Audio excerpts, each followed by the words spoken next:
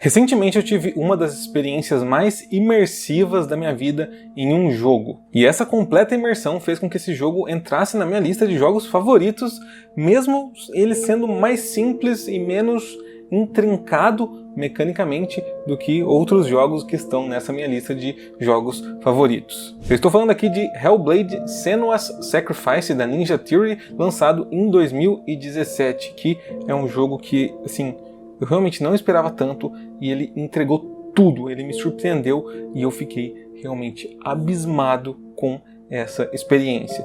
Se você quer saber a minha análise a respeito desse jogo, vem comigo nesse vídeo. Se você quiser ver mais vídeos de games aqui no canal, mais vídeos de gameplay talvez, deixa o like, deixa o seu comentário para eu saber do seu feedback e já aproveita para se inscrever aqui também, caso você ainda não seja inscrito. Mas enfim, sem mais delongas, vamos ao vídeo. O jogo nos coloca dentro de uma cultura que não é tão explorada na cultura pop, né, que é a cultura céltica. Para ser mais preciso, somos inseridos dentro de um grupo dessa cultura, que são os Pictos. Eles eram tão temidos que o Império Romano precisou construir a famosa Muralha de Adriano para lidar com a fúria dos Pictos. Apesar disso, supõe-se que eles foram massacrados pelos povos vikings em suas incursões, pois os Pictos desapareceram e suas regiões foram tomadas pelos povos nórdicos, e é nesse contexto que nós somos inseridos. No começo do jogo nós conhecemos a nossa protagonista, né, que é a Senua, que está indo até Helheim para resgatar a alma do seu falecido marido, né, falecido amante, falecido namorado, não sei bem qual era a relação deles,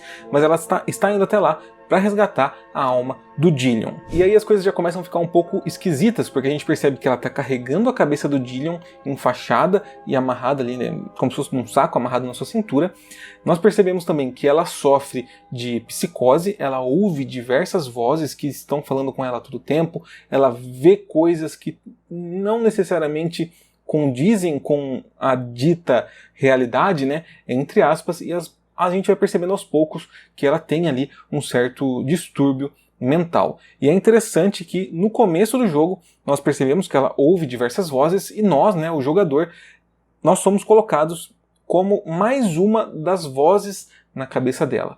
E esse pequeno detalhe já me fisgou completamente e eu já comecei assim a ficar bem interessado pelo jogo ali naquele início. Sendo mais uma das vozes na cabeça da Senua, nós acompanhamos ela em sua jornada em um terreno nórdico, né, que é estrangeiro para ela, onde aos poucos ela vai se lembrando de todos os traumas e até mesmo de memórias bloqueadas que a colocaram naquele caminho. E é aqui que o jogo brilha, pois para fazer a gente de fato entrar na mente de uma pessoa, né, que sofre de psicose, a Ninja Theory precisou ir a fundo e estudar de fato como a psicose funciona. Então eles foram atrás de especialistas da área, foram atrás de institutos que tratam, né, de saúde mental e também foram atrás de pessoas que sofrem desse distúrbio e pegaram os depoimentos de tudo envolvendo psicose e trouxeram tudo para dentro do jogo. A Senua ela incorpora todos os sintomas da psicose que o estúdio conseguiu coletar em sua extensa pesquisa. Ela ouve vozes em sua cabeça, ela vê sinais, ela tenta encontrar mensagens escondidas o tempo todo, sua visão às vezes é como uma fotografia rasgada e colada novamente, ela tem visões horrorosas que representam traumas do seu passado e por aí vai. Esses sintomas foram pesquisados, colhidos e incorporados não só na trama do game, mas também em sua mecânica de solução de quebra-cabeças. Isso criou uma experiência totalmente imersiva, real e brutal, sem estereótipos, caracterizações caricatas e nem glamorizações onde não existe glamour, fazendo o jogador realmente entrar na mente da personagem.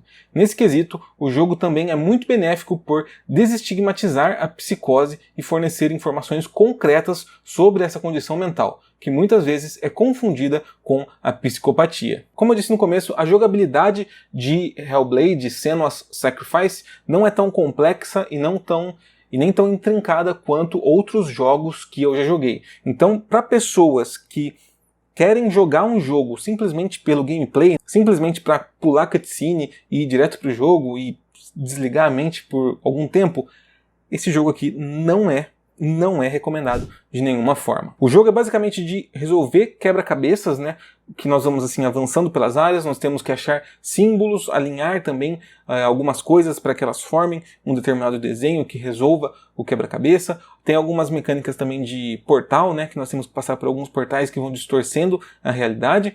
E também nós temos a dinâmica de combate, que, embora seja empolgante, pelo menos para mim, ela também é bem simplificada e ela é bem limitada a algumas áreas, e ela também não deixa o jogador escolher se ele quer entrar em combate ou não. Então aqui tudo é muito limitado na questão de jogabilidade, e é por isso que eu acho que esse jogo não é para todo mundo. Para quem está procurando um jogo com árvore de experiência, ganho de habilidade, upgrade de armas, troca de armaduras e por aí vai, essas coisas que nós vemos em outros jogos, esse aqui não é o jogo mais indicado. Esse jogo é para quem está procurando um bom storytelling, é para quem está procurando uma experiência mesmo, e não um jogo normal.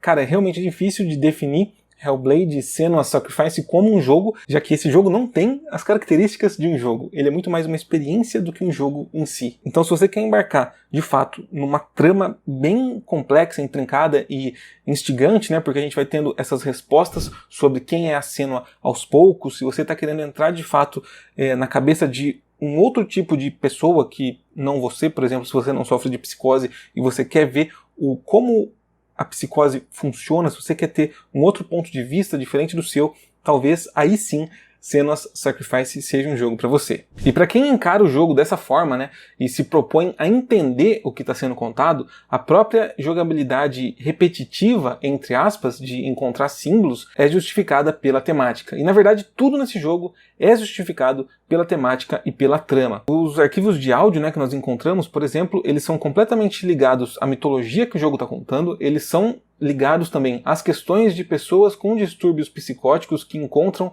significado em tudo quanto é canto, e também é ligado ao próprio passado da Senua em seu exílio, onde ela conheceu o personagem Druth.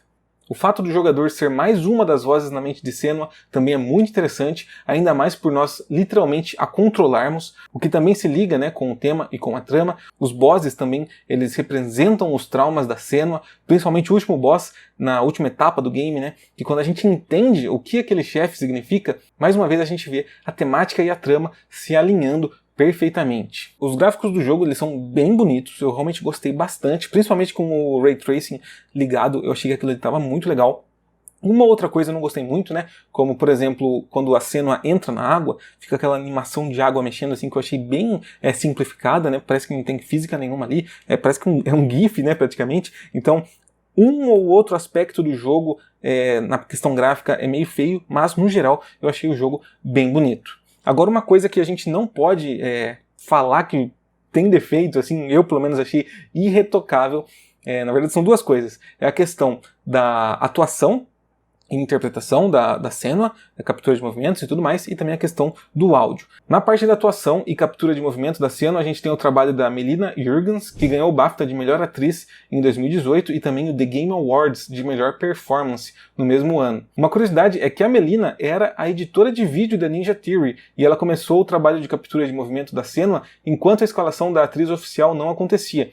E a sua atuação convenceu tanto que ela acabou dando vida à protagonista durante todo o jogo. E na outra questão também que eu achei irretocável, né, fora essa questão da atuação e captura de movimento, nós temos a parte do áudio, onde nós temos atores e atrizes, né, gravando ali com um estilo de captação binaural que nos trazem realmente para dentro do jogo. Como essa captação ela simula o espaço tridimensional, a gente parece que está com vozes em volta da gente. Então é realmente assustador e perturbador e muito bem feito. Então essa questão da imersão do jogo, ela tá, assim, boa parte dela acontece por causa desses áudios e da forma como eles são gravados. Além da trilha sonora do jogo, que ela aparece em momentos pontuais, mas quando ela aparece, ela deixa tudo muito mais épico. Para quem se propõe a embarcar na jornada de Hellblade, o jogo com certeza será mais do que apenas um jogo. A jornada pela mente de Senua tem muito a ensinar sobre o que chamamos de realidade e sobre fatos que tomamos por reais sem questionar. Com uma narrativa instigante, um excelente trabalho de imersão dentro de uma mente psicótica de forma brutal,